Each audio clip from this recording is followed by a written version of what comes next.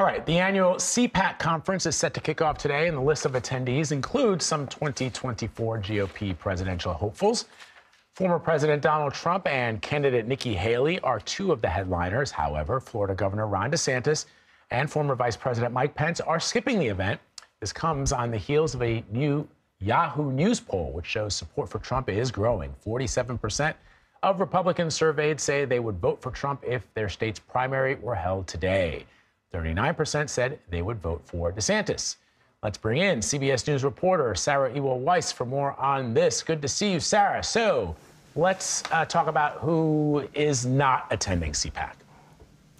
Yes, noticeable names that haven't officially jumped in that presidential race, but could. Former Vice President Mike Pence and Governor Ron DeSantis. But really, this is becoming something that is specifically focused on President Trump. He is the main headliner for this event.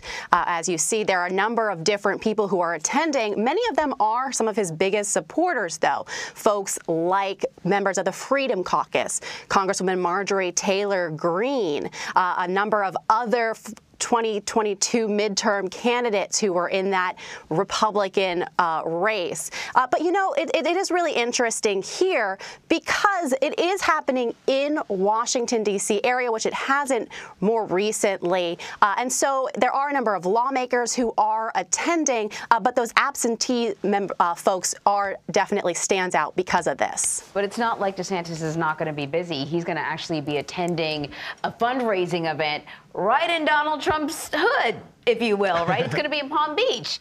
So can we talk a little bit more? I got it right, right? Yeah, Palm Beach. So can we talk a little bit more about, you know, what this split says about kind of the current state of the Republican Party? Because this event was a must-do, I mean, just a few years ago.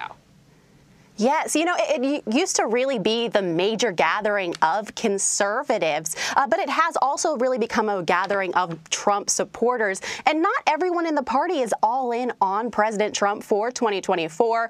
Much of that has to do with how the midterms played out. Republicans did not get that red wave some had really anticipated, and it did raise some questions about what went wrong. Some of them did blame Mr. Trump and the more controversial candidates he supported in the midterms. It's noticeable the conservative organization Club for Growth is holding that event at the same time as CPAC, and they've signaled they're looking for the party to move past Trump.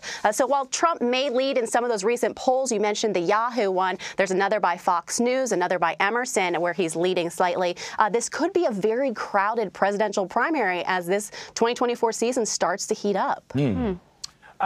So the governor, DeSantis that is also on a tour promoting his new book. You know, that's one of the things you got to do. Listening tour, promoting a book, check. Yes.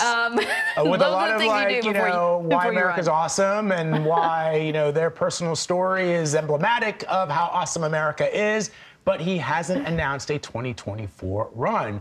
But he's also, the other thing, he's visiting some early primary states. How do you announce a 2024 run but without announcing it? Yes, tell me you're running for president without telling me you're running for president is, I guess, the point here, Sarah. Yeah, you know what?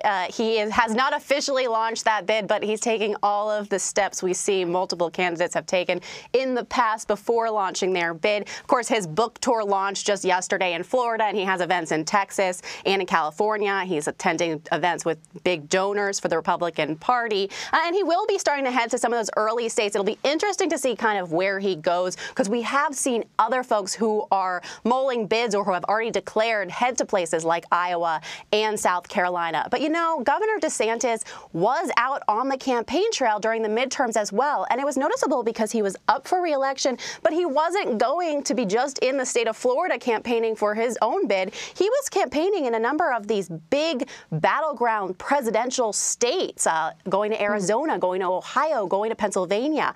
And so he kind of started to really build his national presence a or not a couple of months ago, in the last cycle, really. And, you know, it is interesting because I was out on the campaign trail talking to Republican voters, and the big name for 2024 that did come up was, of course, former President Trump. But Governor DeSantis, even in states apart from Florida, was probably the second most popular name I heard when I talked about people and who they want to see challenge President Biden. I think that's really interesting. You know, you mentioned that there's a possibility that this could be a crowded field. Who does that benefit? Does that benefit the former president, though, if you've got all these other Republicans sort of scrapping it out? You know, the polling would suggest the crowded field does, in fact, help President Trump. We've seen polls where it's just Trump versus DeSantis, and DeSantis has a closer margin, or in fact sometimes leads in those polls. When it's a lot bigger crowd, then you see polls where President Trump leads by a larger group or a larger number, and all the other candidates kind of spread more thinly across the polling below him. So it looks like that would help President Trump. Of course, we don't know who all is going to jump in the race. Former Governor Nikki Haley did get in the race already, but we've seen a number of different lawmakers, former Trump officials, all heading to some of these early states. And, you know, there's plenty of time before they really need to declare. Of course, the spring into the summer, we've seen in the past many candidates spend some time really speaking to donors and speaking to voters before they officially launch. Yeah, that's a good reminder that we still got a bit of time to go. Sarah, thank you very much. And in a CBS News exclusive political, correspondent Caitlin Huey-Burns speaks with former Vice President Mike Pence about CPAC and his potential bid for the White House next year. You can stream that conversation today on Red and Blue, and that begins at 5 p.m. Eastern.